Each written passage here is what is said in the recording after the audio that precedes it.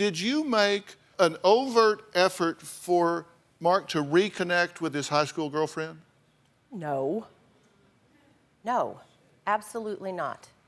There was a text message that was sent a long time ago, and I don't recall this. This is something that my wife talked to me about, that there was an ex-girlfriend in town. She doesn't think I'm smart enough for Mark. She doesn't think I'm pretty enough for Mark. Mark's a chick magnet.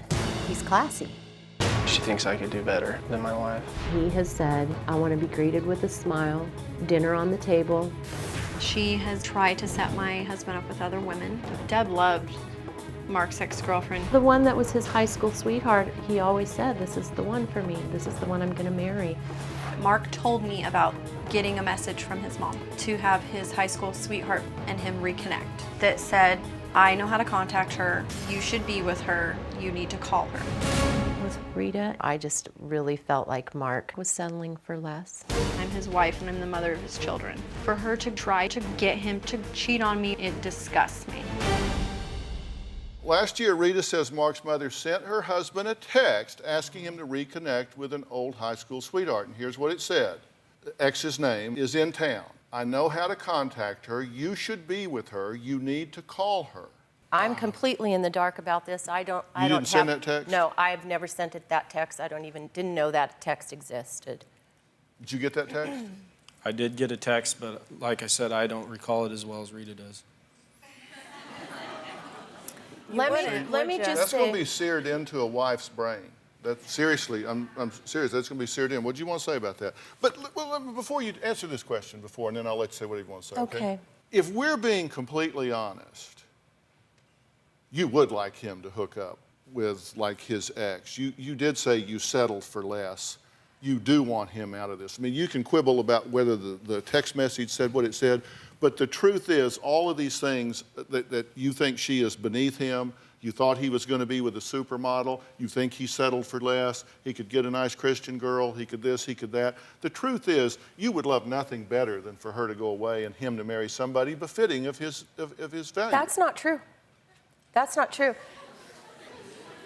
Okay, my daughter was killed in a very tragic car accident almost 4 years ago. Up until that point, this family, we played together. They were in our home having dinner. I have never, ever felt uncomfortable in her home until recently. When she started showing physical violence and really traumatizing those beautiful little innocent children, and then making stabs that I'm responsible for killing Rachel, and then betraying a huge confidence to try and be spiteful and vindictive and destroy my 32-year relationship with my husband. And the way I look at it, what was meant for evil was turned around for good, because my husband and I are still together, and we are all grieving. We are all still trying to heal. And I have never, ever had any person in my entire life treat me with such disrespect and unappreciation, and she feels like everything's ulterior. And you know what? If I cut that cord, they don't have a home. He doesn't have health insurance. He doesn't have a cell phone. Thousands of dollars. It's just money. I don't care. I just want my son to be happy and to not call me in the middle of the night and say, I'm miserable, Mom. I'm miserable. My son was there for me when my husband couldn't be, when Rachel passed away. And for someone to tell you during your grief that you caused that death, do you know that I forgive the young man that killed her even more than I forgive her for some of the things she's done? She likes to be aggressive physically.